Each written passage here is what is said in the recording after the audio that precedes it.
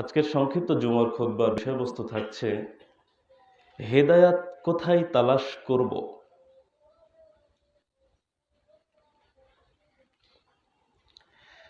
আজকে মানুষ হেদায়াত খুঁজে বড় দলের মধ্যে। এটা বড় দল, এরা হেদায়াত প্রাপ্ত। আজকে মানুষ হেদায়াত খুঁজে বড় মাদ্রাসার মধ্যে। এটা বড় মাদ্রাসা, এখানে এই কাজটা হয়, সুতরাং এরাই ঠিক। যেমন দেওবন্দ, হাটহাজারী ইত্যাদি। মানুষ আজকে হেদায়েত খুঁজে বড় মসজিদের মধ্যে, অমুক বড় মসজিদে এটা চলছে, এটা বিদআত হওয়ার কথা নয়। আজকে মানুষ হেদায়েত খুঁজে বড় পাগড়ি আর বড় জুব্বার মধ্যে। এত বড় হুজুর কি ভুল কথা বলতে পারে? হেদায়েত আসলে আছে কোথায়? কোথায় খুঁজবো হেদায়েত? কোথায় তালাশ করব হেদায়েত কোথায় আছে? আজকে এটাই তুলে ধরার চেষ্টা করব ইনশাআল্লাহ। হেদায়াত শব্দের শাব্দিক অর্থ হলো পথ দেখানো, পথ বলে দেওয়া। আর আরেকটি অর্থ হলো লক্ষ্যস্থলে পৌঁছে দেয়া। আপনি এখান থেকে পথ ধরলেন, একটা গাড়ি নিয়ে বের হলেন অথবা হেঁটে বের হলেন।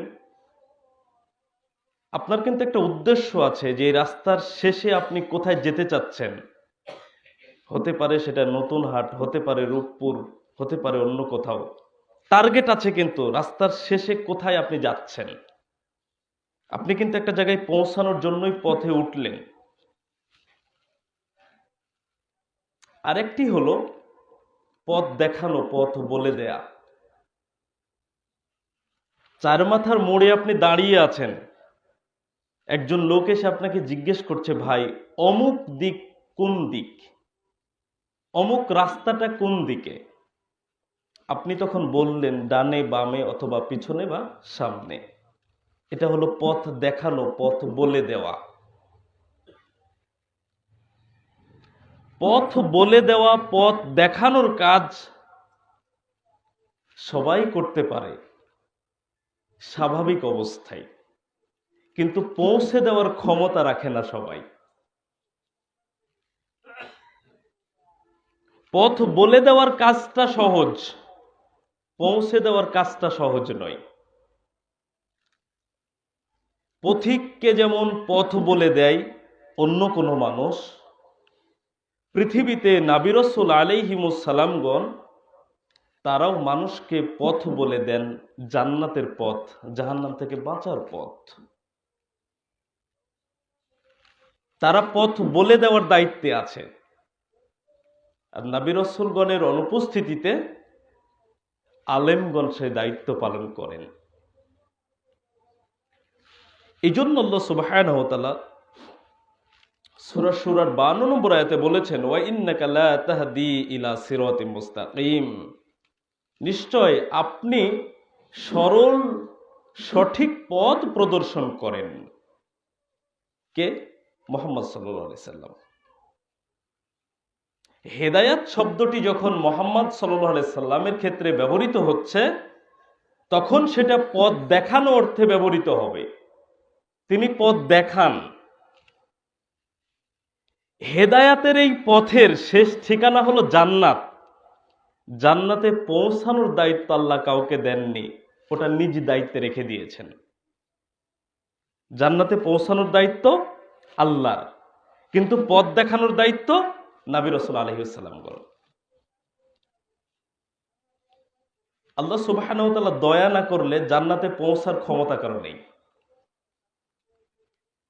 হেদায়াত শব্দটি যখন নবী রাসূলগণ অথবা অন্য কারো ক্ষেত্রে ব্যবহার হবে, তখন পথ দেখানো, পথ বলে দেওয়া ব্যবহার হবে সেই অর্থে। আর যখন আল্লাহর ক্ষেত্রে ব্যবহার হবে, তখন আল্লাহ সুবহানাহু ওয়া তাআলা হেদায়েতের শেষ প্রান্তে যে জান্নাত রয়েছে, সেখানে পৌঁছানোর দায়িত্ব তিনি রেখেছেন, তিনি নিয়েছেন, এই অর্থে ব্যবহৃত হবে। আল্লাহ সুবহানাহু ওয়া তাআলা সূরা আল কাসাসের ৫৬ নম্বর আয়াতে বলেছেন, ইন্নাকা লা তাহদি মান আহবাবতা, আপনি যাকে পছন্দ করেন আপনি তাকে হেদায়েত করতে পারেন না। ওয়ালাকিন্নাল্লাহা ইয়াহদি মান ইয়াশা, বরং আল্লাহ যাকে ইচ্ছা করেন তাকে আল্লাহ হেদায়েত দান করেন। তাহলে এখানেও হেদায়াত শব্দ ব্যবহৃত হয়েছে, আগের আয়াতেও হেদায়াত শব্দ ব্যবহৃত হলো। আগের আয়াত আল্লাহ তাআলা বললেন যে নিশ্চয় আপনি হলেন সরল সঠিক পথ প্রদর্শনকারী বা পথ প্রদর্শন করে থাকেন না আপনি। এখানে বলা হচ্ছে আপনি যাকে ইচ্ছা যাকে পছন্দ করেন তাকে আপনি হেদায়েত করতে পারেন না। তার মানে সূরা আল কাসাসের ৫৬ নম্বরে আল্লাহ তাআলা বলছেন আপনি যাকে ইচ্ছা তাকে জান্নাতে পৌঁছাতে পারেন না। ওই দায়িত্বটা আমার, অর্থাৎ আল্লাহর। আপনি শুধু পথ বলে দেওয়ার দায়িত্বে আছেন। সম্মানিত উপস্থিতি, হেদায়েত হলো সেইটা যেই পথে জান্নাতে যাওয়া যায়, জাহান্নাম থেকে বাঁচা যায়। কিন্তু কোথায় আছে হেদায়েত? আমরা কোথায় খুঁজছি? আমরা কি ঠিকঠাক জায়গায় ঠিকঠাক জিনিস তালাশ করছি কিনা, এটা একটু দেখার বিষয়। আপনি যে রাস্তা দিয়ে চলছেন, এই রাস্তার শেষ মাথায় যে বাজারে আপনি যেতে চান, যদি রাস্তাটা ভুল হয়, আপনার লক্ষ্যস্থলে যে বাজার আশা করেছেন ওই বাজার কি পাবেন? আপনি একটা হেদায়েতের উপরে চলছেন, একটা পথের উপরে চলছেন, এই পথটা যদি সঠিক না হয় শেষ ঠিকানা কি জান্নাত হবে? তাহলে কোথায় আছে এটা? সূরা বাকারার ২ নম্বর আয়াতে আল্লাহ তাআলা বলেছেন, যালিকাল কিতাবু লা রাইবা ফীহ, ইহা ওই কিতাব যার মধ্যে কোনো সন্দেহের অবকাশ নেই, কোনো সংশয় নেই। হুদাল লিল মুত্তাকিন, মুত্তাকিদের জন্য পথ প্রদর্শক স্বরূপ। কাদের জন্য? মুত্তাকিদের জন্য। এই কোরআন পড়বে অনেকে, কিন্তু আল্লাহর ভয় নিয়ে যারা মানবে তাদের জন্যই মূলত কোরআনটা হেদায়েত স্বরূপ, অন্য কারোর জন্য নয়। মুহাম্মদ সাল্লাল্লাহু আলাইহি সাল্লামের সাথে পৃথিবীর সর্বশ্রেষ্ঠ ১২ জন মুনাফিক অবস্থান করেছিল, তো তারা কি কোরআন পড়েনি? মুহাম্মদ সাল্লাল্লাহু আলাইহি সাল্লামের কাছ থেকে হাদিস শোনেনি, তো মুনাফিক হলো কেন? তার মানে ওরা কোরআন পড়েছে, হাদিস শুনেছে, ভেতরে তাকওয়া ছিল না। এই জন্য তাদেরকে হেদায়েত তাদের নসিবে জোটেনি। তাহলে সূরা বাকারার ২ নম্বর আয়াত থেকে জানতে পারি, মুত্তাকি যারা হবে, যারা আল্লাহর ভয় নিয়ে কিতাব পড়বে, কিতাব থেকে যা জানলো সেটাকে মেনে চলবে, মূলত কিতাব তাদেরকেই, অর্থাৎ পবিত্র কোরআন তাদেরকেই হেদায়েত দেখাবে। হেদায়েতের পথ তাদের জন্যই রয়েছে। সম্মানিত উপস্থিতি, একজন লোক অন্ধকারের মধ্যে আরেকজন লোকের হাতে, এক হাতে কাদামাটি আর আরেক হাতে হালুয়া দিয়ে দিল অন্ধকারের মধ্যে। এই লোকটা হালুয়া মনে করে কাদামাটিটা মুখে দিতে পারে না, কারণ অন্ধকার, ও তো দেখতে পাচ্ছে না কোন হাতে কাদা আর কোন হাতে হালুয়া। পথভ্রষ্ট মানুষ এইরকম। পথভ্রষ্ট মানুষ হলো ওই অন্ধকারের মধ্যে এক হাতে কাদা এক হাতে যেমন হালুয়া, ও যেমন না বুঝে হালুয়া মনে করে কাদামাটি মুখে দিয়ে ফেলতে পারে, পথভ্রষ্ট মানুষ হলো ওই রকম। পথভ্রষ্ট মানুষ ন্যায় আর অন্যায়ের পার্থক্য বুঝতে পারে না। পথভ্রষ্ট মানুষ তাওহীদ এবং শিরকের পার্থক্য বুঝতে পারে না। পথভ্রষ্ট মানুষ সুন্নাত বিদআতের পার্থক্য বুঝতে পারে না। এই জন্য কাদামাটি মুখে দিয়ে ফেলবে হালুয়া মনে করে, অর্থাৎ তাওহীদ মনে করে পথভ্রষ্ট মানুষ শিরক করে ফেলে, সুন্নাহ মনে করে পথভ্রষ্ট মানুষ বিদআত করে ফেলে, পথভ্রষ্ট মানুষ ন্যায় মনে করে অন্যায় লিপ্ত হয়ে পড়ে। এটা অন্ধকারে চলার মতো। সম্মানিত উপস্থিতি, কোথায় আছে এই পার্থক্যগুলো? তাওহীদ শিরকের পার্থক্য কোথায় আছে? কোথায় আছে সুন্নাত বিদআতের পার্থক্য? কোথায় আছে ন্যায় অন্যায়ের পার্থক্য? কোথায় আছে নেকি আর পাপের পার্থক্য? জানতে হবে না? হেদায়াত তো ওটাই। সূরা বাকারা 185 নম্বর আয়াত আল্লাহ তাআলা বলেছেন, শাহরু রমাদানাল্লাযী উনজিলা ফীহিল কুরআন, রমজান মাস যাতে কোরআন নাজিল করা হয়েছে, হুদাল লিন্নাস, মানুষের জন্য হেদায়েত স্বরূপ, ওয়া বাইয়িনাতিম মিনাল হুদা ওয়াল ফুরকান, হেদায়েতের সুস্পষ্ট বিবরণ এবং সত্য মিথ্যার পার্থক্যকারী রূপে। কয়েকটি বিষয় এই আয়াতে আমরা পেলাম। তার একটি হলো রমজান মাসে কোরআন নাজিল হয়েছে, সুতরাং অন্য কোনো দিবস বা অন্য কোনো মাস এটা চিন্তা করার কোনো অবকাশ নেই। এই কোরআন হলো মানুষের জন্য হেদায়েত স্বরূপ। তাহলে কোরআনে মানুষের জন্য হেদায়েত বলে দেওয়া হয়েছে। আর কি আছে হেদায়েতের সুস্পষ্ট বিবরণ? সেটা কি? হাদিস। ওখানে সুস্পষ্ট বিবরণ আছে। পবিত্র কোরআনে বলা হয়েছে সালাত আদায় করো। আপনি কিভাবে রুকু করবেন, কিভাবে সিজদা করবেন, কোথায় হাত বাঁধবেন, কোথায় কি বলবেন, দোয়া পড়বেন, কোরআনে কি আছে? কোথায় আছে? হাদিসে আছে। জাকাত দিতে বলা হয়েছে, কিভাবে জাকাত আদায় করবেন, কোথায় ব্যয় করবেন, কোরআনে সংক্ষিপ্ত আকারে বলা হলেও বিস্তারিত কোথায় আছে? হাদিসে আছে। হেদায়েতের সুস্পষ্ট বিবরণ রয়েছে। আর হেদায়েত স্বরূপ কি? কোরআন, মানুষের জন্য। আর এটা কি? সত্য এবং মিথ্যার পার্থক্যকারী। তাহলে আপনি যে তাওহীদ এবং শিরকের পার্থক্য বুঝতে চেষ্টা করছেন, কোথায় পাবেন এটা? পবিত্র কোরআন এবং সহিহ হাদিসে। সুন্নাত বিদআতের পার্থক্য চেনার চেষ্টা করছেন, কোথায় পাবেন? পবিত্র কোরআন এবং সহিহ হাদিসে। ন্যায় অন্যায়ের পার্থক্য বোঝার চেষ্টা করছেন, কোথায় পাবেন? পবিত্র কোরআন এবং সহিহ হাদিসে। পাপ এবং নেকি বুঝতে চেষ্টা করছেন, কোনটা পাপ কোনটা নেকি, কোথায় আছে? পবিত্র কোরআন এবং সহিহ হাদিসে আছে। তাহলে হেদায়েতটা কোথায়? পবিত্র কোরআন এবং সহিহ হাদিসে। অথচ আমরা এই দুইটা থেকে সরে গেছি। সরে গিয়ে আমরা নানান জায়গায় নানানভাবে হেদায়েত তালাশ করছি, অথচ আমাদের নসিবে মূলত সঠিক হেদায়েতটা মিলছে না। সম্মানিত উপস্থিতি, হেদায়েতের উপরে যদি আপনি টিকেও থাকতে চান, তাহলেও এই দুটির বিকল্প কোনো পথ নেই। দুটি জিনিস, পবিত্র কোরআন এবং সহিহ হাদিস। সম্মানিত উপস্থিতি, একটা কথা বলেই সামনে যাই। ইসলামের মূল ভিত্তি কয়টি? হাদিসের ওইটা না, অন্য হিসাবে যেটা ধরা হয়। ইসলাম চারটি জিনিসের উপরে প্রতিষ্ঠিত। এটা আমরা মাদ্রাসা পড়ুয়া ছাত্র বলেন আর জেনারেলি পড়ুয়া ছাত্র বলেন, ইসলাম শিক্ষাতেও এটা লেখা আছে, কোরআন, হাদিস, ইজমা, কিয়াস। এবার আপনাকে প্রশ্ন করছি যে কোরআন আর হাদিস কার বাণী? আল্লাহর বাণী। সূরা নাজম 3 থেকে 4 নম্বর আয়াত, ওমা ইয়ানতিকু আনিল হাওয়া ইন হুয়া ইল্লা ওয়াহয়ু ইউহা। নবী করিম সাল্লাল্লাহু আলাইহি সাল্লাম নিজের থেকে কোনো কথা বলেন না, যা তার কাছে ওহী করা হয়, যা প্রত্যাদেশ করা হয়, সেটাই তিনি বলেন। সূরা হাক্কা 43, 44, 45 নম্বর আয়াত আল্লাহ তাআলা বলছেন যে নবী যদি নিজের থেকে কোনো কথা বলতো, আমি তার ডান হাত ধরে তার হৃৎপিণ্ডের শিরা, উপশিরাগুলো কেটে দিতাম। তার মানে নবী নিজের থেকে কোনো কথা বলেননি।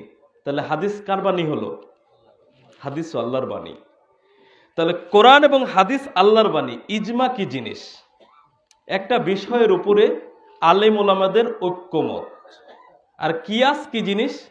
কিয়াস হলো অনুমান ভিত্তিক কোনো একটা মতামত, ফতোয়া। এবার আপনার কাছে প্রশ্ন করছি, কোরআন হাদিস প্রথম দুইটা আর পরের দুইটা ইজমা এবং কিয়াস, এই চারটা জিনিস কি এক সমান হতে পারে? তো আপনি ওই দুটাকে ভিত্তি বানালেন কেন? ভিত্তি হয় কিভাবে? বুঝেননি আমার কথা?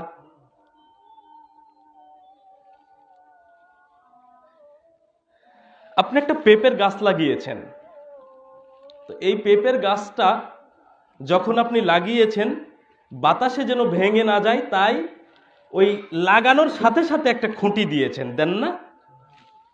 লাগানোর সাথে সাথে কিন্তু একটা খুঁটি দেওয়া হয়, একটু বেঁধে দেওয়া হয় যাতে বাতাসে ওকে নষ্ট করে না ফেলে। এই খুঁটি আর গাছ বড় হওয়ার পরে গাছটা বাতাসে হেলে গেছে, খুঁটি দিয়ে ওকে ধরে রেখেছেন, এই দুই খুঁটি কি এক সমান? পার্থক্য আছে। তো কোরআন হলো আল্লাহর বাণী, হাদিসও আল্লাহর বাণী। তা আপনি দুইটার সাথে আলেমুলামা কোন বিষয়ে ঐক্যমত পোষণ করলো কি করলো না, অনুমান ভিত্তিক আপনি একটা ফতোয়া পেশ করলেন, আপনি ওই দুটা বিষয়কেও কোরআন আর হাদিস যেমন ইসলামের মূল ভিত্তি, আপনি বলছেন ওগুলোও মূল ভিত্তি। আপনার অবস্থান বুঝতে পারছেন আপনি কোথায় আছেন? আমি কি বুঝাতে পারছি? তাহলে ওই দুইটা মূল ভিত্তি নয়, ওই দুইটা মূলত প্রয়োজন অনুসারে মানুষের সামনে আসবে। সম্মানিত উপস্থিতি, উদাহরণস্বরূপ আপনি একটা জায়গায় আছেন, জোহরের সালাত আদায় করবেন, পানির কোনো ব্যবস্থা নাই, আপনার জন্য বিকল্প পথ কি? তায়াম্মুম। তায়াম্মুম করেছেন, জোহরের সালাত পড়েছেন, আসরের সালাতের সময় হয়ে গেছে, আপনার তায়াম্মুমের মাধ্যমে যে পবিত্রতা অর্জন করেছেন সেটা এখনো নষ্ট হয়নি, প্রস্রাব পায়খানা বা বায়ু নিঃসরণ কিছুই হয়নি, তায়াম্মুম তো এখনো আছে।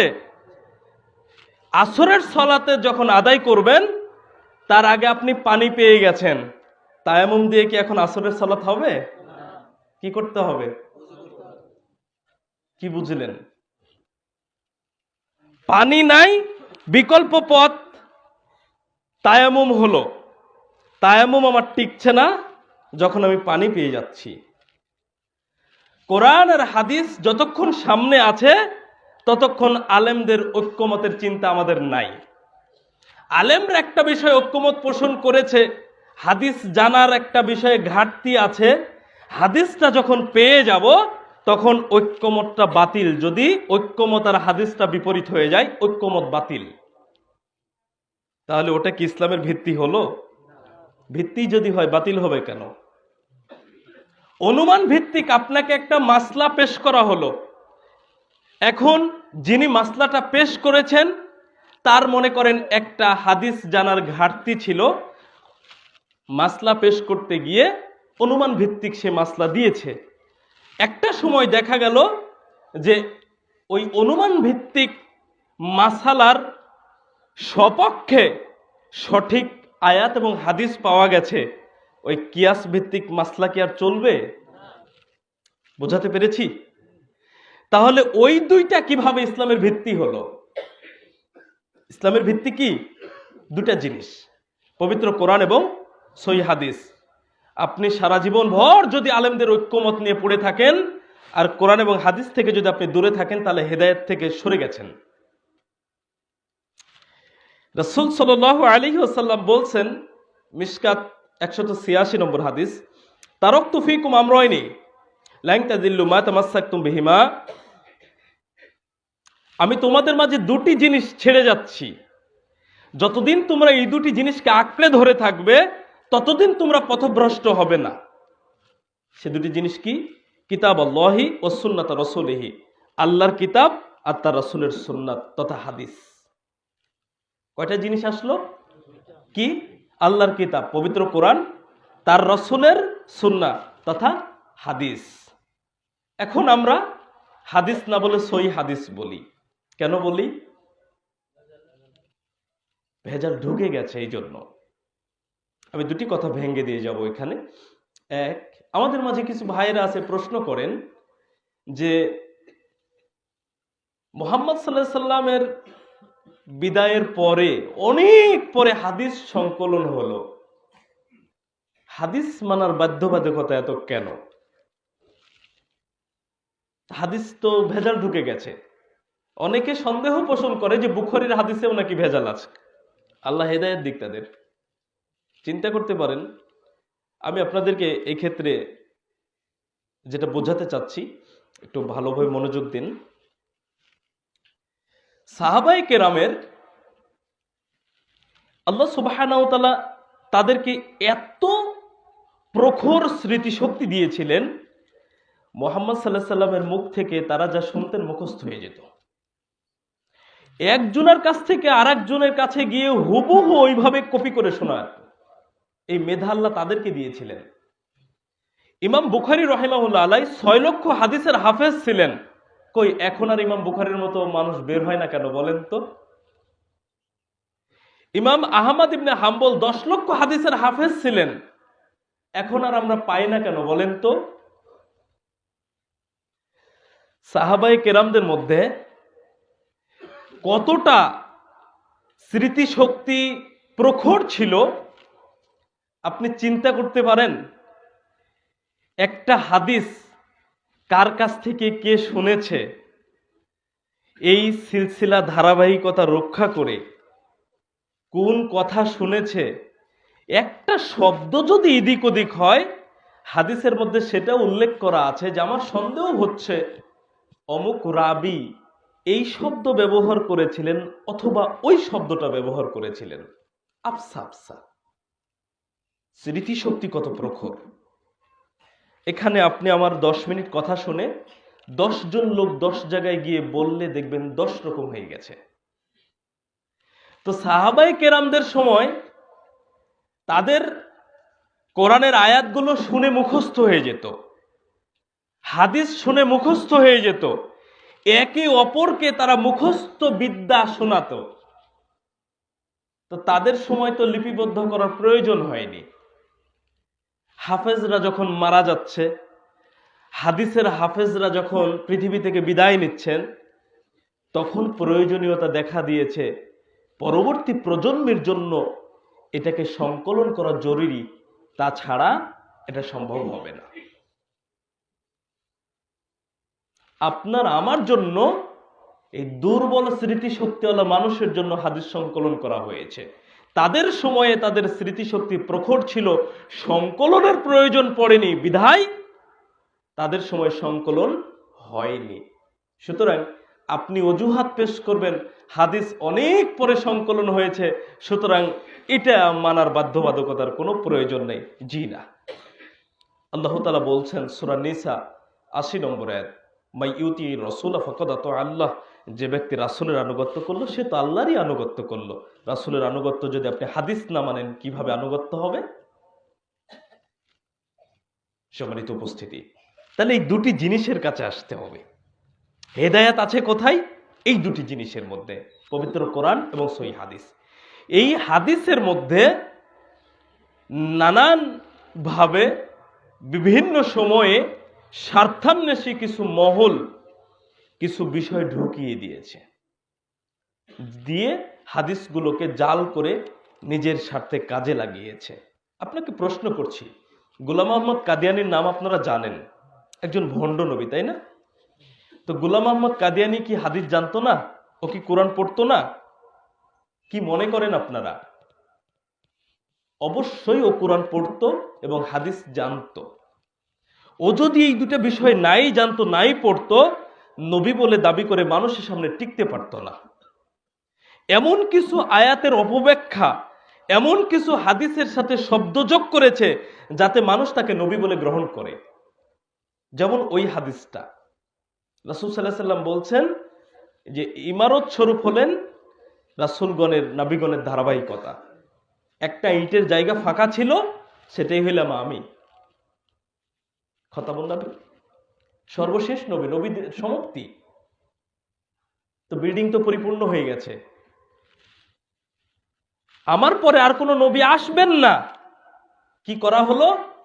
এই বাক্যের পরে লাগানো হয়েছে ইল্লা আইয়াশা আল্লাহ, যদি আল্লাহ চান তাহলে আসতে পারে। তা আল্লাহই তো মুহাম্মদ সাল্লাল্লাহু আলাইহি সাল্লামকে সর্বশেষ নবী হিসেবে ঘোষণা করেছেন। আল্লাহ চাইবেন মানে? আপনার মতো আমার মতো মানুষ তো ওই হাদিস নিয়ে গবেষণা করিনি, শেষের বাক্যটা যোগ করে হাদিসের ওই অংশটাকে জাল করে আজকে ভণ্ড নবীর আবির্ভাব ঘটছে। বুঝাতে পারলাম? তাহলে আমি যদি আপনাদেরকে বলি যে আপনারা শুধু হাদিস মানেন, তাহলে ওই হাদিসটাও আপনারা মেনে নিতে হবে যে প্রবাহিত নদীর পানির দিকে কেউ তাকিয়ে থাকলে তার চোখের পাওয়ার বৃদ্ধি পায়, সুন্দরী নারীর দিকে তাকিয়ে থাকলে তার চোখের পাওয়ার বৃদ্ধি পায়। তো বলেন এই হাদিস সহি হবে? সূরা মুমিনুনের 30-31 নম্বর আয়াত আল্লাহ তাআলা বলেছেন, মুমিন পুরুষদেরকে আপনি বলে দেন তারা যেন চক্ষু দৃষ্টি নিচু করে, মুমিনা নারীদেরকে বলে দেন তারা যেন চক্ষু দৃষ্টিকে নিচু করে। তাহলে নারী পুরুষ যে একে অপরের সাথে দেখা সাক্ষাৎ জায়েজ নাই, যাদের ক্ষেত্রে তারা একে অপরের দিকে চোখ পড়ে গেলে কি করতে হবে? চক্ষু দৃষ্টি নিচু করতে হবে। আল্লাহ কোরআনে এই কথা বললেন, রাসূল সাল্লাল্লাহু আলাইহি ওয়াসাল্লাম হাদিসে এই কথা বললেন, অথচ বলা হচ্ছে সুন্দরী নারীর দিকে তাকিয়ে থাকলে চোখের পাওয়ার বৃদ্ধি পায়। বলেন এই হাদিসটা কি সহি হবে? এই জন্য আপনাদেরকে বলি, হেদায়াত আছে পবিত্র কোরআন এবং সহি হাদিসের মধ্যে, অন্য কোথাও নয়। জালজয়ীফ হাদিসের মধ্যে কখনো হেদায়াত নেই। সুতরাং আপনাকে হেদায়াত খুঁজতে হবে। কোথায় খুঁজতে হবে? পবিত্র কোরআন এবং সহি হাদিসের মধ্যে খুঁজতে হবে।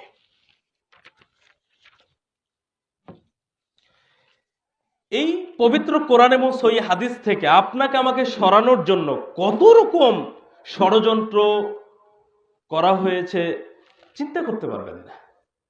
আমি দুই একটি উদাহরণ উপস্থাপন করব এবং খণ্ডন করে দিব ইনশাল্লাহ। এক, গত সপ্তাহে দেওয়ানবাগী মারা গেছে, জানেন আপনারা? দেওয়ানবাগী পীর সাহেব দেশের লাখো মানুষকে কিন্তু মুরিদ বানিয়ে রেখেছে। আপনাকে প্রশ্ন করছি, দেওয়ানবাগী নিজের জান্নাতে যাওয়ার সার্টিফিকেট কি পেয়েছে? তা আপনাকে জান্নাতে যাওয়ার কিভাবে গ্যারান্টি সে দিতে পারে? আরেকজন পীর সাহেব বলছে যে কিয়ামতের মাঠে আমি জাহাজ নিয়ে অপেক্ষা করবো আমার মুরিদদের জন্য। ওই হাদিসটা আপনারা শুনেছেন, আমি একটু উল্লেখ করে দিয়ে যাই। কিয়ামতের মাঠে মানুষ যখন অস্থির হয়ে যাবে, তখন মানুষ খুঁজবে যে কার মাধ্যমে আল্লাহর কাছে একটু সুপারিশ করানো যায়।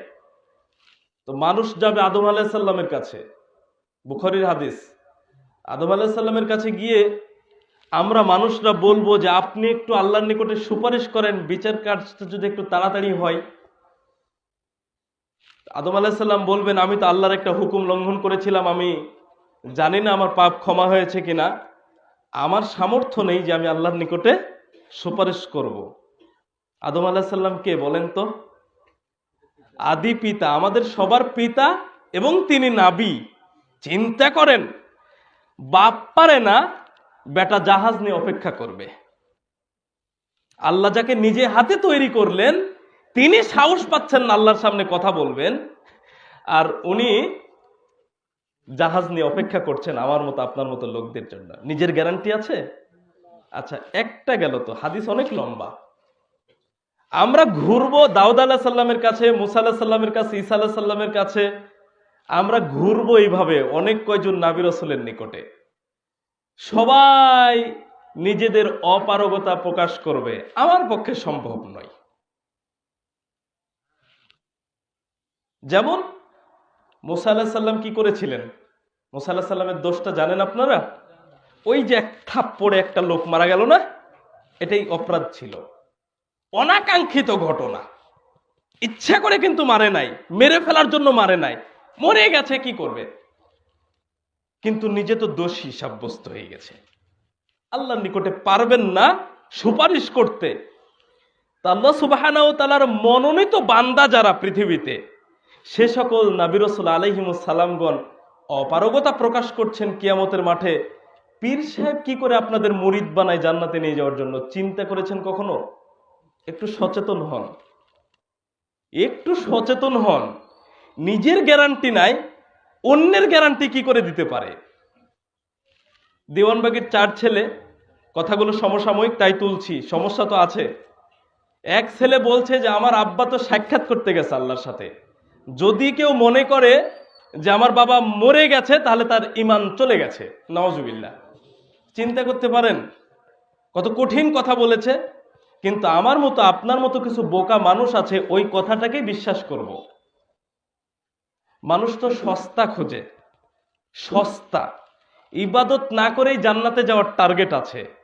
পীর সাহেব যদি আমার জান্নাতে নিয়ে যায়, মুজাফফর বিন মুহসিনের সাথে ওই পিস টিভির একটা প্রোগ্রাম শেষ করে ইন্ডিয়ায় ডাক্তার জাকিরের সাথে দেখা করে দেশে ফিরছিলেন।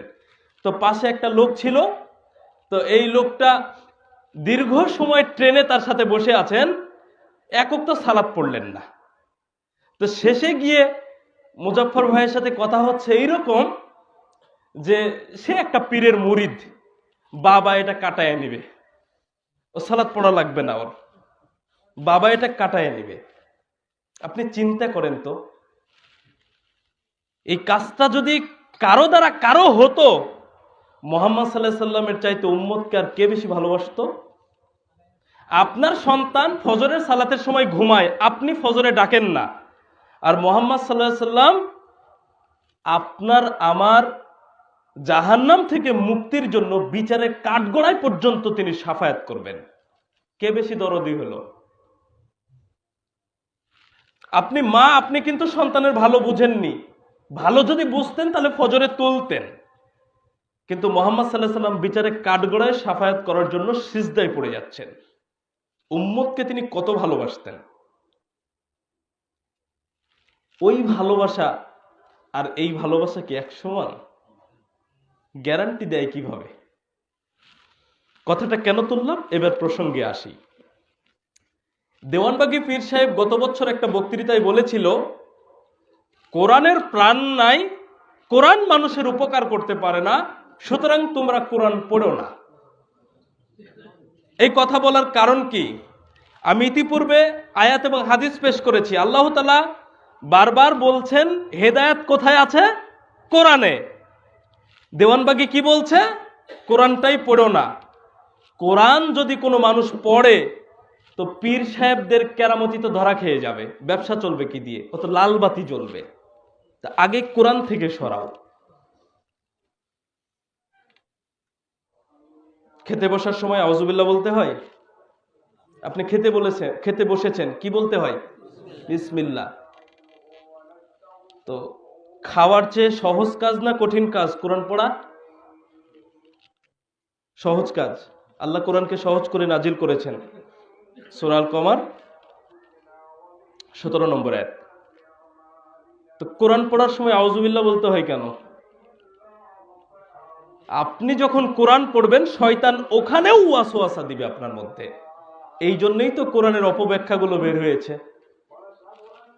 একই আয়াতের সৌদি আরবের হারামাইনের খতিব দেখা যাবে একটা ব্যাখ্যা করেছেন, আপনার আমার আশেপাশের ভার্সিটি থেকে পড়ুয়া আলেম আরেকটা ব্যাখ্যা দিয়ে বসে আছে।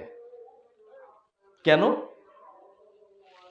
এর কারণ হলো কোরআন যখন আমরা পড়ি শয়তান সেখানেও আমাদেরকে ওয়াসওয়াসা দেয়। আল্লাহ তাআলা এই জন্য বলছেন ফাস্তাইজ বিল্লাহি মিনাশ শাইতানির রাজিম। শয়তানের ওয়াসওয়াসা থেকে আল্লাহর নিকট আশ্রয় প্রার্থনা করতে হবে কোরআন তেলাওয়াতের সময়। তো এই কোরআন থেকেই মানুষকে সরিয়ে নেওয়া হলো। হাজার আলেমের বক্তব্য শুনছেন আপনি, হেদায়েত পাওয়া সহজ নয়, এই হেদায়েত দৃঢ় নয়। একই বিষয়ে আপনার পছন্দের একজন আলেমের নিকটে বক্তৃতা শুনলেন, ওটা মানছেন, পাশাপাশি আরেকজন আলেমকে আপনি পছন্দ করেন, ওই বিষয়েরই উল্টা বক্তব্য তিনি দিয়েছেন, আপনার মধ্যে একটা দ্বিধাদ্বন্দ্ব তৈরি হয়ে যাবে, আমি কোনটা মানবো এখন? তাহলে হেদায়েত ওখানেও দৃঢ় হয় না। হেদায়েত দৃঢ় হয় পবিত্র কোরআন এবং সহিহ হাদিস পড়ার মাধ্যমে। যে হেদায়েত পাওয়া যায় কিভাবে? আপনি যখন কোরআন পড়ে একটা জিনিস জানবেন, বুখারী মুসলিমের, আবু দাউদ, তিরমিজি, নাসাইর একটা সহিহ হাদিস পড়ে যখন আপনি একটা বিষয় জানবেন, তখন ওই বিষয়ে উল্টা কেউ যদি আপনাকে কথা বলে তাহলে আপনি কিন্তু অনড় থাকবেন, আমি পড়েছি। দুটো এক সমান হলো? হাজারটা আলেমের বক্তৃতা শুনে যতটা হেদায়েত পাওয়া সম্ভব নয়, পবিত্র কোরআন এবং সহিহ হাদিস পড়ার মাধ্যমে, অধ্যয়ন করার মাধ্যমে তার থেকে বেশি মানুষের হেদায়েত পাওয়া সম্ভব। কিন্তু আমরা কোনটা বেশি করি? আমরা বক্তৃতার দিকে বেশি ঝুঁকে পড়েছি। নিজের ঘরে কোরআন আছে, হাদিস আছে, আমরা কিন্তু পড়ে দেখি না। জরুরি ছিল কোনটা? আল্লাহ তাআলা বলছেন সূরা আলাকের 1 নম্বর আয়াত, ইকরা বিসমি রাব্বিকাল্লাযী খলাক, পড়ো তোমার প্রভুর নামে যিনি তোমাকে সৃষ্টি করেছেন। তা আল্লাহ তো পড়তে বললেন, তো ওটা কি হুজুরকে বলেছেন শুধু? কোরআন হাদিস কি শুধু আলেম পড়বে, হুজুর পড়বে? জান্নাত জাহান্নাম কি শুধু হুজুরের জন্য, না সবার জন্যই? ইহুদির জন্য কি জান্নাত জাহান্নাম নয়? খ্রিস্টানদের জন্য কি জান্নাত জাহান্নাম নয়? সারা পৃথিবীতে যত মানুষ রয়েছে প্রত্যেকের জন্য জান্নাত জাহান্নাম। তো হুজুর শুধু কোরআন হাদিস পড়বে কেন? আপনি কেন পড়ছেন না? আপনি যে আপনার হেদায়েত খুঁজছেন, হেদায়েতকে আপনার বাড়িতে কেউ বহন করে এসে দিয়ে যাবে? হেদায়েত আপনি নিজে তালাশ করেন। আপনার নিজের প্রয়োজন, তো আপনার নিজের প্রয়োজন আপনি তালাশ করেন, এটা আপনার দায়িত্ব।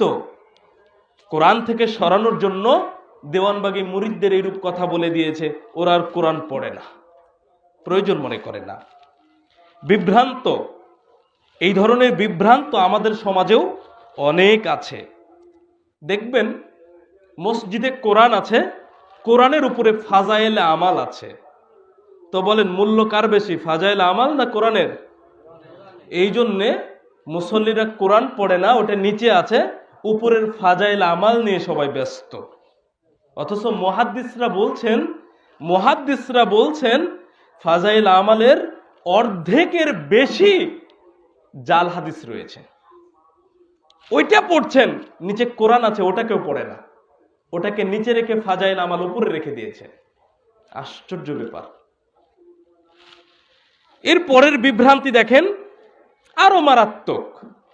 আপনার আমার সমাজে ভুরি ভুরি এই সকল লোক আছে, এরা বলছে যে বাংলাতে যদি কেউ কোরআন হাদিসের অনুবাদ পড়ে তাহলে এরা গুমরা হয়ে যাবে।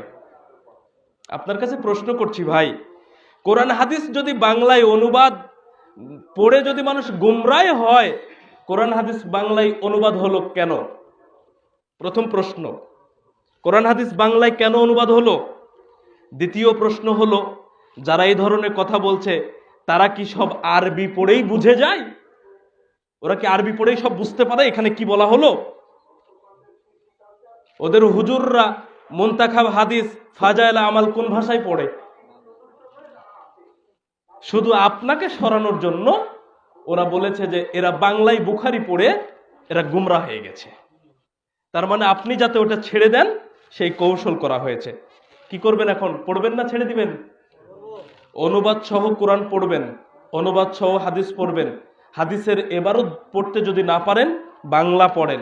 বুঝতে সমস্যা হচ্ছে, আলেমের কাছে যান, এই হাদিসটার অর্থ আমি বুঝতে পারছি না, আমাকে একটু বুঝাইয়া দেন। এই হাদিস আর ওই হাদিসের মধ্যে সংঘর্ষ হচ্ছে, দুইটার সাদৃশ্য বা বৈসাদৃশ্য আমাকে একটু বুঝাইয়া বলেন, শিখে নেন।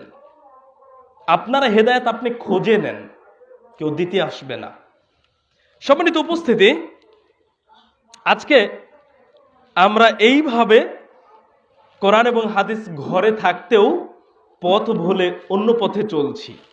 আল্লাহ তাআলা আমাদেরকে দেখেন কিসের সাথে তুলনা করছেন। সূরা জুমা 5 নম্বর আয়াত, মাসালুল্লাযীনা হুমিলুত তাওরাত, যাদেরকে তাওরাতের দায়িত্বভার দেওয়া হয়েছিল, সুম্মা লাম ইয়াহমিলুহা, অতঃপর তারা তার দায়িত্বভার গ্রহণ করেনি, তারা এর দায়িত্ব বহন করেনি। কামাসালিল হিমার ইয়াহমিলু আসফারা, এরা হলো গাধার ন্যায়।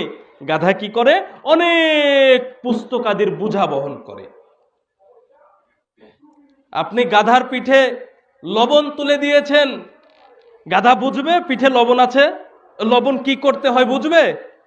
গাধার পেট থেকে লবণ নামিয়ে নিয়েছেন, ইট তুলে দিয়েছেন, গাধা বুঝবে এই ইটের মূল্য কি? ইট দিয়ে কি হয়? উপকার লাভ করতে পারবে? কিছুই পারবে না। আপনি ইট নামিয়ে 100টা কোরআন, বুখারীর সব খণ্ড, মুসলিমের সব খণ্ডগুলো গাধার পিঠে যদি তুলে দেন, গাধা কি মূল্যায়ন করতে পারবে যে আমার পিঠে কোরআন আছে, বুখারীর হাদিস আছে, মুসলিমের হাদিস আছে? গাধা কি উপকার লাভ করতে পারবে? পারবে না। তো গাধার পিঠে কোরআন তুলে দিলে গাধা যেমন কিছুই লাভ করতে পারে না, বাড়িতে কোরআন আছে, হাদিস আছে, আমরা ওটা পড়ি না, বুঝি না, উপলব্ধি করতে পারি না, মানিও না, আমাদের মাঝে আর ওই গাধার মাঝে কোনো পার্থক্য নাই। আমি বলিনি, সূরা জুমা 5 নম্বর আয়াত।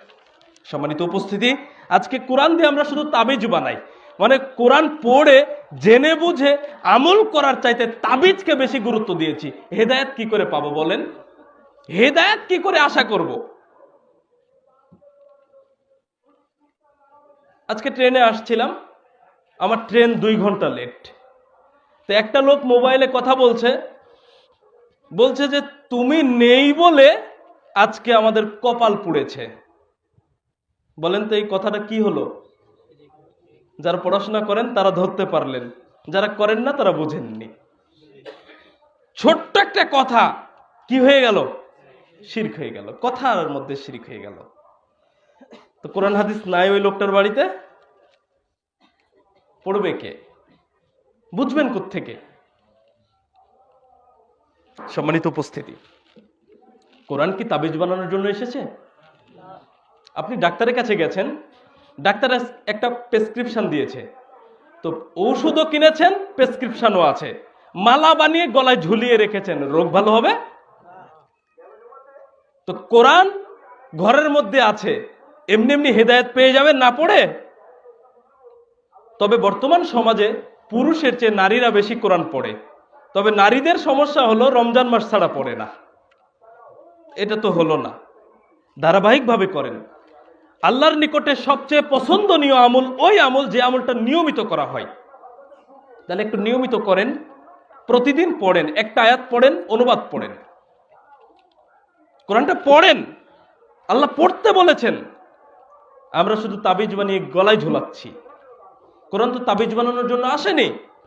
সম্মানিত উপস্থিতি, কোনো ছাত্র ভাই যদি অঙ্ক মুখস্থ করে পরীক্ষা দিতে যায়, ও কি অঙ্ক করতে পারবে? অঙ্ক কি করতে হয়? মাথা খাটিয়ে ওকে জেনে বুঝে হাতে কলমে করতে হয়। তো অঙ্ক যেমন জেনে বুঝে হাতে কলমে করতে হয়, কোরআনটা পড়ে জেনে বুঝে আমল করতে হয়, ওটাকে তাবিজ বানানোর জন্য নয়। বুঝাতে পারলাম? সুতরাং আমার অনুরোধ থাকছে, হেদায়াত যদি পেতে চান তাহলে ওইখানে ফিরে যান, কোরআন এবং হাদিসের কাছে ফিরে যান। আপনি মিলান আপনার কর্মকে, আপনি মিলান আপনার পথকে কোরআন এবং হাদিসের সাথে মিল আছে কিনা। আমাকে এক ভাই প্রশ্ন করেছিলেন যে অমুক আলেম অমুক কথা বলে, অমুক দল অমুক পথে চলে, কে যে ঠিক কি করে বলবো?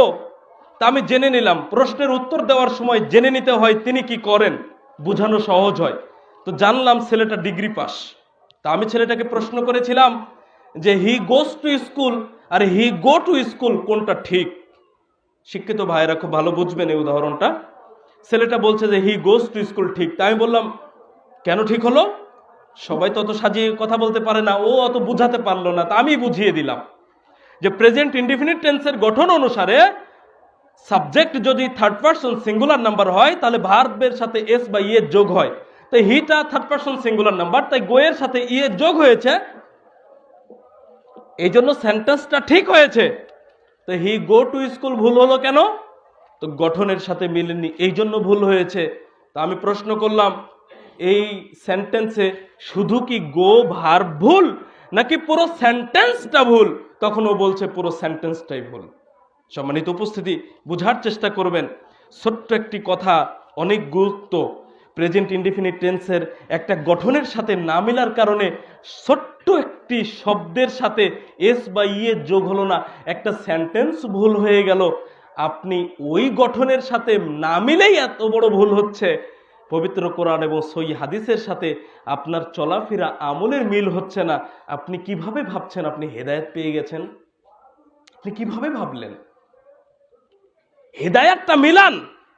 কত বড় দল, কত বড় মাদ্রাসা, কত বড় পাগড়ি, কত বড় জুব্বা, এটা দেখে নয়, ওর চলাফেরা, ওর কথাবার্তা, ওর আমল কোরআন এবং সহি হাদিসের গঠনতন্ত্রের সাথে মিল আছে কিনা, এটা মিলান।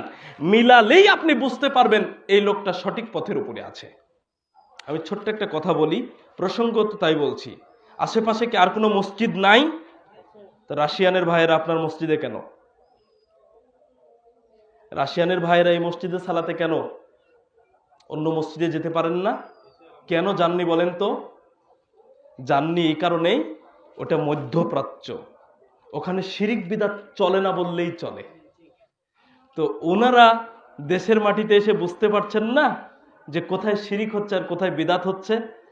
সৌদি আরবের আমার জানা মতে আমি যতটুকু শুনেছি বা জেনেছি, সৌদি আরবের একজন রাস্তার ঝাড়ুদারও যদি হয়ে থাকে তবুও তার অনেক বিষয়ে জানা আছে যা বাংলাদেশের অনেক কামেল পাশ হুজুরও জানে না। তো তারা এই জন্যই ওই দিকে না গিয়ে আপনার মসজিদে এসেছে। কেন এসেছে? ওদের এই বিষয়গুলো জানা, এখানে সঠিক আমল হয়, সুতরাং এই মসজিদে সালাত পড়তে হবে। কি বোঝাতে পেরেছি? কিন্তু আমরা অবহেলিত কেন? আমরা অবহেলিত কেন? বাড়িতে কোরআন হাদিস থাকতেই আমরা কোরআন হাদিস পড়ি না, বুঝি না, জানার চেষ্টা করি না কেন? সূরা মুহাম্মাদের 24 নম্বর আয়াতে আল্লাহ তাআলা বলেছেন, আফালা ইয়াতাদাব্বারুনাল কুরআনা আম আলা কুলুবিন আকফালুহা। তারা কি গভীরভাবে চিন্তা ভাবনা করে না এই কোরআন নিয়ে, না তাদের অন্তর তালাবদ্ধ? তার মানে যারা কোরআন নিয়ে চিন্তা ভাবনা করে না, গবেষণা করে না, এটা পড়ে না, ভাবে না, উপলব্ধি করে না, এদের অন্তর হলো তালাবদ্ধ। সবকিছু আছে, ব্যবহার ঠিক নেই। আল্লাহ সক্ষমতা দিয়েছেন কিন্তু ব্যবহার ঠিক নেই।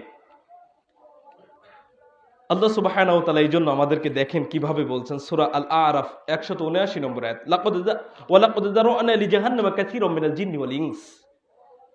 আমরা বহু জিন এবং মানুষকে সৃষ্টি করেছি জাহান্নামের জন্য। এখানে ভুল বুঝবেন না, অনেকে এই আয়াতের অপব্যাখ্যা করে, বিশেষ করে নাস্তিকরা, যে আল্লাহ তাআলা তো জাহান্নামে দেওয়ার জন্যই মানুষ এবং জিনকে সৃষ্টি করছে, আল্লাহ তো নিজেই বলে দিয়েছেন। আসলে বিষয়টা এমন নয়।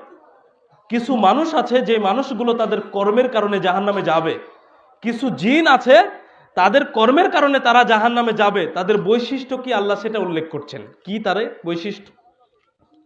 লাহুম কুলুবুল লা ইয়াফকাহুনা বিহা, এদের অন্তর আছে কিন্তু তা দিয়ে তারা চিন্তা ভাবনা করে না, উপলব্ধি করে না। ওয়ালাহুম আয়ুনুল লা ইউবসিরুনা বিহা, তাদের চোখ আছে কিন্তু তা দিয়ে তারা দেখে না। ওয়ালাহুম আযানুল লা ইয়াসমাউনা বিহা, তাদের কান আছে তা দিয়ে তারা শোনে না। উলাইকা কাল আনাম, এরা হলো চতুষ্পদ জন্তুর ন্যায়। বালহুম আদাল্লু, বরং এর চেয়েও পথভ্রষ্ট। উলাইকা হুমুল গাফিলুন, এরা উদাসীনদের অন্তর্ভুক্ত। সম্মানিত উপস্থিতি, অন্তর আছে যেটা চিন্তা করার সেটা করে না, শুধু হিংসা। অন্তর আছে ব্যবসা বাণিজ্যের চিন্তা করছে, দুনিয়ায় কিভাবে সফল হবে, ভবিষ্যৎ পরিকল্পনা, অনেক কিছু গবেষণা করছে, কিন্তু অন্তর দিয়ে যেটা চিন্তা করার দরকার ছিল সেটা করেনি। আল্লাহ চোখ দিয়েছেন, চোখ দিয়ে যেটা দেখার দরকার ছিল সেটা দেখেনি। আল্লাহ কান দিয়েছেন, কান দিয়ে যেটা শোনার দরকার ছিল সেটা শোনেনি। তো পশু প্রাণী আর এদের মধ্যে পার্থক্য কোথায়? এরাও একই রকম। সম্মানিত উপস্থিতি, আল্লাহ আপনাকে সুস্থ কান দিয়েছেন, সুস্থ চোখ দিয়েছেন, সুস্থ হাত পা দিয়েছেন, সবকিছু দিয়েছেন, অথচ আপনি কোরআন পড়েন না, হাদিস পড়েন না, হেদায়াতের জন্য কিছুই খুঁজলেন না, তালাশ করলেন না। অন্ধ ছেলেটা যে হাফেজ হচ্ছে, তা আপনার চোখ থেকে লাভ কি হলো? চোখ থেকেই যদি আপনি অন্ধ হন, কি করলেন আপনি? চোখের কিছু হলো কি? আফসোস করতে হবে।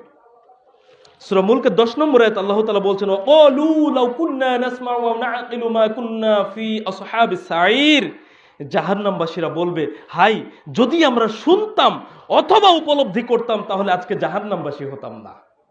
তাহলে চোখ আছে, কান আছে, ভালো অন্তরকরণ আছে, সুস্থ অন্তর আছে, সুস্থ দেহ আছে, নিজে চেষ্টা করিনি, খুঁজিনি, তালাশ করিনি হেদায়াত পাওয়ার জন্য, ভালো আমল করার জন্য চেষ্টা করিনি, জাহান্নামে গিয়ে আফসোস করতে হবে, হাই যদি আমরা শুনতাম অথবা উপলব্ধি করতাম, বুঝার চেষ্টা করতাম তাহলে আজকে জাহান্নামবাসী হতাম না।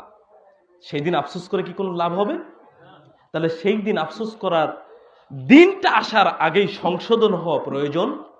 ভালো ছাত্ররা পরীক্ষার আগেই চিন্তা করে, আমি যদি ফেল করি আমার বাবার একটা সুনাম নষ্ট হবে, আমি যদি ফেল করি লোকে আমাকে নিয়ে ঠাট্টা বিদ্রুপ করবে, আমাকে তুচ্ছ তাচ্ছিল্য করবে, সুতরাং আমাকে পড়াশোনা করা প্রয়োজন। আর মন্দ ছাত্ররা পরীক্ষায় যখন ফেল করে ফেলে তখন আর ঘরের থেকে বের হয় না, বুক চাপড়ায়, আত্মহত্যা করে, যাবতীয় কাজ করে। পার্থক্য বুঝতে পারলেন? আপনি কোনটার মধ্যে পড়তে চান? আগেই সচেতন হয়ে হেদায়েত খুঁজবেন নাকি জাহান্নামে গিয়ে আফসোস করবেন? বিবেচনা আপনার। সম্মানিত উপস্থিতি, আল্লাহ আপনাকে সুস্থ সুস্থ অন্তর দিয়েছেন, সুস্থ কান দিয়েছেন, সুস্থ চোখ দিয়েছেন, সুস্থ হাত পা দিয়েছেন, আপনি কাজে লাগালেন না, আপনি তো এই বিষয়ে জিজ্ঞাসিত হবেন। আপনাকে আমাকে প্রশ্ন করা হবে, হাত সম্পর্কে প্রশ্ন করা হবে, কান সম্পর্কে প্রশ্ন করা হবে, পা সম্পর্কে প্রশ্ন করা হবে, অন্তর সম্পর্কে প্রশ্ন করা হবে। এগুলো হলো মানুষের অবিচ্ছেদ্য সাক্ষ্য। মানুষ যা কিছু করছে এগুলো সাক্ষ্য দিবে। তাহলে এদেরকে সতর্ক করবেন না? এদেরকে কি ভালো কাজে লাগাবেন না? আল্লাহ তাআলা বলছেন সূরা বানী ইসরাঈল 36 নম্বর আয়াত, ইন্নাস সামআ ওয়াল বাসার ওয়াল ফুআদ কুল্লু উলাইকা কানা আনহু মাসউলা। নিশ্চয় কান, চোখ এবং তোমাদের অন্তরকরণ সম্পর্কে তোমরা জিজ্ঞাসিত হবে। তাহলে আপনি যে এত কিছু সুস্থ পেলেন, এটি কি আল্লাহর বড় নিয়ামত নয়? তাহলে আপনি এই নিয়ামতটাকে ব্যবহার করে নিজে কোন পথে আছেন, সেটা সঠিক পথ না ব্যাঠিক পথ, এটিকে আপনি যাচাই করবেন না? আমার বাবা অনেক কাজ করতেন, যেগুলো ছোটবেলায় দেখেছি, যে কাজের মধ্যে অনেকগুলোই বিদআত ছিল। তিনি হয়তো বুঝতে পারেননি, তাই তো ছেলেকে আলেম বানানোর ওসিয়ত করেছেন। আমি তো এখন ঠিকই বুঝতে পারছি যে আমার বাবার ওই কাজগুলো বিদআত ছিল। বাবার সময়ে জানার সুযোগ হয়নি, বোঝার সুযোগ হয়নি, পারেননি, চেষ্টা ত্রুটিও দেখিনি। তো বাবা চলে গেছে, আমিও কি বাবার কাজের উপরে বসে থাকবো? তা করা যাবে না। আজ থেকে 10 বছর 20 বছর পূর্বে 1 বিঘা জমিতে কতটি ধান হতো? কয় মন? 10 মন, 12 মন, 15 মন। এখন কত হয়? 30 মন।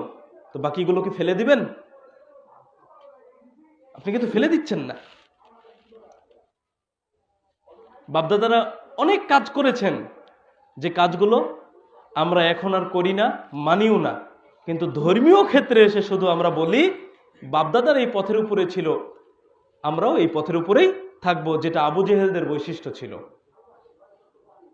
আমরা হেদায়েত খুঁজবো। আমার বাবা একটা বিদআত করেছে বলে আমাকে বিদআত করতে হবে, এর চুক্তি তো আমি বাবার সাথে নেইনি।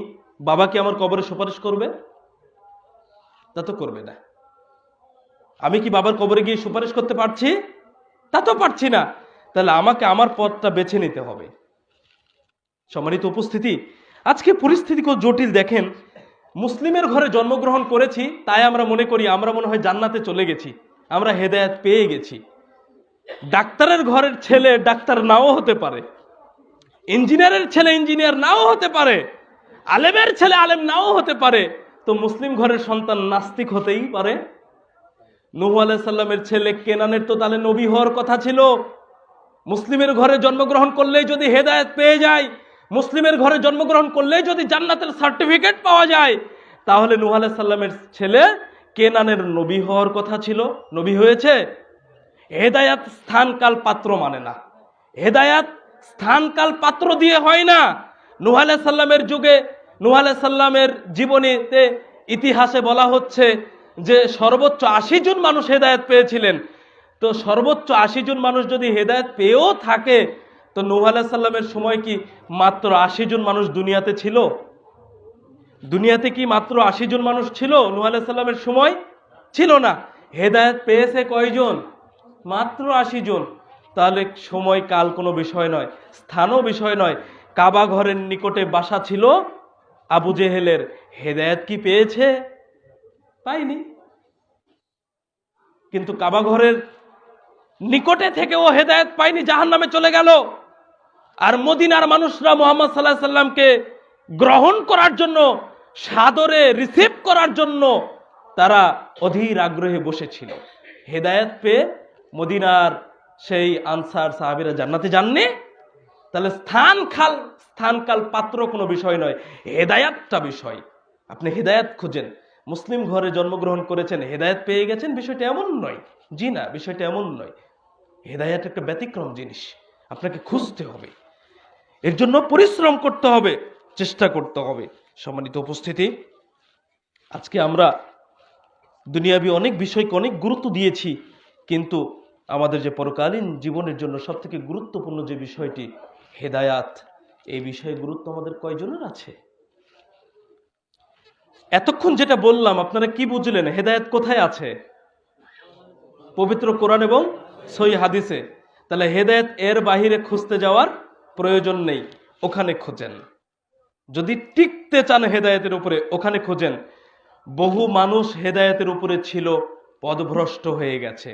অনেক আলেম তাফসির করতে করতে করতে এক পর্যায়ে গিয়ে বলেছে আল্লাহ বলে কিছু নয়, আমি নিজেই আল্লাহ। নাউজুবিল্লাহ। তাহলে এই হেদায়েতের উপরে আসা যেমন সহজ নয়, হেদায়েত যারা পেয়েছে তাদের টিকে থাকাও সহজ নয়।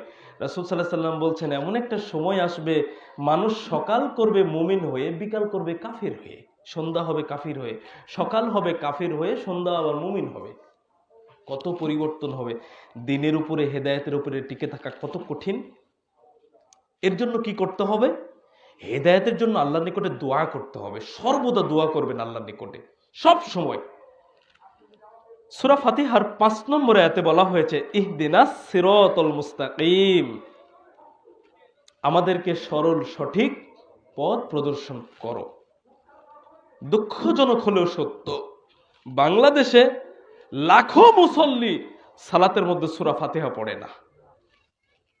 অথচ সূরা ফাতিহার সব থেকে গুরুত্বপূর্ণ আমাদের জন্য যে দোয়া বা যে আয়াত, সেটা হলো এই আয়াত। আমরা আল্লাহর নিকটে হেদায়াত প্রার্থনা করছি, আল্লাহ তুমি আমাদেরকে কি করো?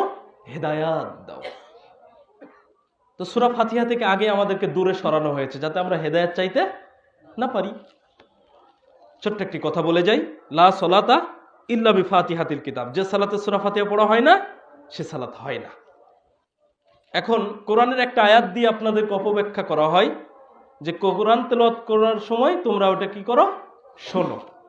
সম্মানিত উপস্থিতি, তো কোরআন পড়ার সময় কোরআন শুনতে হবে, গোলযোগ করা যাবে না, হইচই করা যাবে না। এটা তো ঠিকই আছে। সালাতের মধ্যে রাসূল সাল্লাল্লাহু আলাইহি সাল্লাম সূরা ফাতিহা পড়তে বলেছেন আর বাকিটুকু শুনতে বলেছেন। তো এটা তো পরিষ্কার হয়েই গেল। তো ওই দলিলটা এখানে কেন? ওই দলিলটা এখানে কেন? আর একটা মাসালা আলোচনা করি। আপনাদেরকে অনেকে বলে যে রুকু পেলে রাকাত পাওয়া, আর অনেকে বলেছে যে রুকু পেলে রাকাত পাওয়া যাবে না। দুটার পার্থক্য কি? যুক্তি কি তাদের? যারা বলছে রুকু পেলে রাকাত পাওয়া, তারা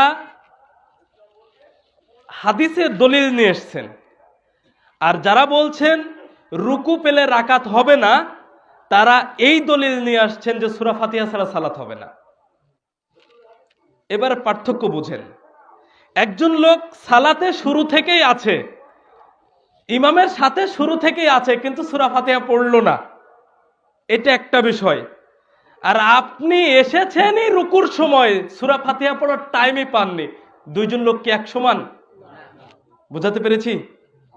তাহলে রুকু পেলে রাকাত পাওয়া, এই যুক্তিটা হাদিসের দৃষ্টিকোণ থেকে ওই আলেমদেরটা ঠিক আছে,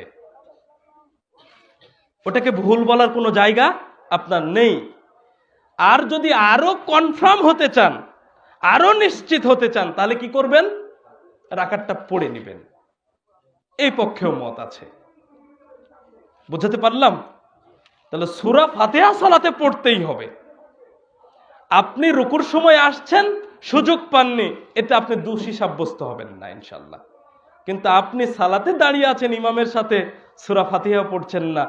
রাসূল সাল্লাল্লাহু আলাইহি ওয়াসাল্লাম বলছেন লা সালাতা ইল্লা বি ফাতিহাতিল কিতাব, যে সালাতে সূরা ফাতিহা পড়া হয় না সে সালাত হয় না, আর কিছু করার নেই। আমাদের লাগাম কিন্তু এটাই। কোরআন এবং সহিহ হাদিস হলো আমাদের লাগাম। লাগাম পার হতে পারি না আমরা, যে পর্যন্ত আছে ওই পর্যন্ত বললাম। তাহলে সূরা ফাতিহার সব থেকে গুরুত্বপূর্ণ আয়াত, যে আয়াতে আমরা আল্লাহর নিকটে হেদায়েত প্রার্থনা করছি, আমাদের উচিত সূরা ফাতিহা খুব মনোযোগ সহকারে পড়ার মাধ্যমে আল্লাহর নিকটে দোয়াগুলো করা। দ্বিতীয় নম্বর আরেকটি বিষয় বলছি, ভিতরে কুনুত, সালাতুল ভিতর, ভিতরে যে কুনুত পড়ি, কুনুতের শুরুতে আমরা যেটা বলি আল্লাহুম্মা হদিনি ফিমান হাদাইতা, সুনান তিরমিজি 464 নম্বর হাদিস, আবু দাউদ 1281 নম্বর হাদিস। কি বলি আমরা সেখানে? আমরা বলি, হে আল্লাহ, তুমি যাদেরকে হেদায়েত প্রদান করেছো, আমাদেরকে তাদের ওই হেদায়েত প্রাপ্ত লোকদের অন্তর্ভুক্ত করো, আমাদেরকেও হেদায়েত দাও তাদের সাথে। তাহলে এখানেও হেদায়েতের দোয়া রয়েছে। আমাদের উচিত যখন আমরা দোয়াগুলো পড়বো, দোয়ার অর্থগুলো জেনে যদি আমরা পড়ি তাহলে মনোযোগটা বেশি কাজ করবে। আমরা অর্থ বুঝি না, এই জন্য আমরা বুঝতে পারি না আরবিতে আমরা কি বলছি, এটা আমরা বুঝতে পারি না। আরবির এই আরবিগুলো সহজ, জানা আরবির অনুবাদ জানাও সহজ। আপনাদের কাছে আইনে রসুল দোয়া অধ্যায় থাকতে পারে, সালাতুর রসুল বই থাকতে পারে, এই বইগুলোতে এই দোয়াগুলোর অর্থগুলো আপনারা দেখবেন। দোয়াগুলোর অর্থ জানলে আপনার সালাতে মনোযোগ আসবে ভালো, আপনি কি বলছেন আপনি বুঝতে পারবেন। অন্ধের মতো পড়ে গেলে আপনার ওটা উপলব্ধি বোধ আসবে না। এরপরে আসেন দুই সিজদার মাঝখানে আমরা একটা দোয়া পড়ি। সহিহ মুসলিম 6743 নম্বর হাদিস, আল্লাহুম্মা গফিরলি ওয়ারহামনি ওয়াহদিনি ওয়াআফিনি ওয়ারযুকনি। আমরা এখানেও কিন্তু কয়েকটি বিষয় আল্লাহর নিকটে দোয়া করি, কিন্তু আমরা কি এর অর্থ বুঝি? এই জন্য আমাদের গুরুত্ব নাই। আমাদের দেখবেন এক শ্রেণীর ভাইয়েরা আছে দুই সিজদার মাঝখানে সময়ই দেয় না, এটা পড়ার কোনো সময় নেই, অথচ কত গুরুত্বপূর্ণ দোয়া জানেন। আমরা এখানে বলি, হে আল্লাহ তুমি আমাকে ক্ষমা করো, ক্ষমা চাওয়ার কাজ হয়ে গেল। তারপরে আমরা বলছি যে আমার উপরে দয়া করো, রহম করো। এরপরে আমরা বলছি ওয়াহদিনি, আমাকে কি করো? হেদায়াত দান করো। ওয়াআফিনি, আমাকে সুস্থতা দান করো। ওয়ারযুকনি, আমাদেরকে রুজি দান করো। কি থাকলো বলেন তো? আর কিছু থাকলো কি আর চাওয়ার? কিন্তু আমরা এই দোয়াটাই হয়তো পড়ছি না, অথবা পড়লেও আমরা এর অর্থই জানি না। এই দোয়ার মধ্যে আমরা হেদায়াত কামনা করছি, এই দোয়ার মধ্যে আরো অনেক কিছু প্রার্থনা করছি আল্লাহর নিকটে। সম্মানিত উপস্থিতি, আজকের আলোচনার সর্বশেষ হাদিস সহিহ মুসলিম 7797 নম্বর হাদিস। দুয়ার চাটে যেই হাদিসটি আছে, আল্লাহুম্মা ইন্নী আসআলুকাল হুদা ওয়াত তুকা ওয়াল আফাফা ওয়াল গিনা। আমরা এই দোয়াত আল্লাহর নিকটে বলে থাকি, হে আল্লাহ আমি তোমার নিকটে হেদায়াত, আল্লাহ ভীতি, চারিত্রিক উৎকর্ষতা এবং সচ্ছলতা প্রার্থনা করছি। কত সুন্দর সুন্দর অর্থ, কিন্তু আমরা না বুঝে সকাল সন্ধ্যায় হয়তো এই দোয়াগুলো ঠিকই পড়ি। যদি অর্থগুলো জেনে বুঝে আল্লাহর নিকটে কাই মনে আমরা যদি কান্নাকাটি করি, প্রার্থনা করি, আশা করি আল্লাহ সুবহানাহু ওয়া তাআলা আমাদের দোয়া প্রার্থনা ফেলে দিবেন না, কবুল হবে ইনশাআল্লাহ। চেষ্টা তো করতে হবে, চেষ্টা না করলে কোনোভাবে সম্ভব নয়। আপনাকে চেষ্টা করতে হবে। হেদায়াত কিন্তু আপনার কাছে এমনি এমনি আসবে না। আমাদের মধ্যে অনেক লোক বলে হেদায়েতের মালিক আল্লাহ, তো হেদায়েত এমনি পেয়ে যাবো, আল্লাহ দিলে পাবো, না দিলে পাবো না। সম্মানিত উপস্থিতি, রুজির মালিক কে? তো ঘরে বসে থাকলে কি রুজি চলে আসবে? আপনি কি চিন্তা করে ঘরে বসে থাকেন না? রুজি রোজগারে বের হন, তাই না? আল্লাহও কিন্তু রুজি রোজগারের জন্য বের হতে বলেছেন। তো হেদায়েতের জন্য ঘরে কেন বসে থাকবেন? হেদায়েতটা খুঁজেন, হেদায়েতটা তালাশ করেন, হেদায়েতটা কোথায় আছে জানার চেষ্টা করেন, বুঝার চেষ্টা করেন, উপলব্ধি করার চেষ্টা করেন। সূরা আনকাবুতের 69 নম্বর আয়াত আল্লাহ তাআলা বলেছেন, ওয়াল্লাযীনা জাহাদু ফীনা লানহাদিয়ান্নাহুম সুবুলানা। যারা আমাদের পথে সর্বাত্মক প্রচেষ্টা চালায়, আমরা তাদেরকে আমাদের পথে পরিচালিত করি। ওয়া ইন্নাল্লাহা লামাআল মুহসিনিন, নিশ্চয় আল্লাহ সৎকর্মশীলদের সাথে আছেন। তার মানে আপনি চেষ্টা করলে আল্লাহ তাআলা হেদায়েত দিবেন, এটা কোরআনে আয়াত দ্বারা প্রমাণিত। কিন্তু আমাদের কি সে চেষ্টা আছে? চেষ্টা করুন। প্রচলিত যে নিয়ম সমাজে চলছে, যে পথের উপরে আছেন, স্রোত পূর্ব দিকে যাচ্ছে, স্রোতের সাথে যদি আপনি গা ভাসিয়ে দেন, যাওয়া কিন্তু খুব সহজ পূর্ব দিকে। কিন্তু স্রোতের বিপরীত দিকে যদি আপনি সাঁতার কেটে উঠে আসতে চান, তাহলে কিন্তু আপনি হাঁপিয়ে যাবেন। সমাজ যে পথে চলছে, আপনি যদি মনে করেন এটাই সঠিক পথ, এটাই হেদায়েতের পথ, আপনার কিন্তু চলতে কোনো সমস্যা হবে না। কিন্তু আপনি যখন হেদায়াত খুঁজে চলতে যাবেন, হেদায়াত প্রাপ্ত লোকের সংখ্যা তো কম, জান্নাতি লোকের সংখ্যা কম। এই জান্নাত প্রাপ্ত হেদায়াতি অল্প সংখ্যক মানুষের মধ্যে যদি স্থান পেতে চান, এমনি এমনি কি সম্ভব? চেষ্টা করতে হবে। পরিশেষে আপনাদের কাছে বিনীত অনুরোধ করছি, নারী হন পুরুষ হন, জান্নাত জাহান্নাম কিন্তু উভয়ের জন্য। সুতরাং বাড়িতে কোরআন আছে, অনুবাদ সহ কোরআন পড়বেন। বাড়িতে হাদিস রাখবেন, কিছু বই পুস্তক রাখবেন।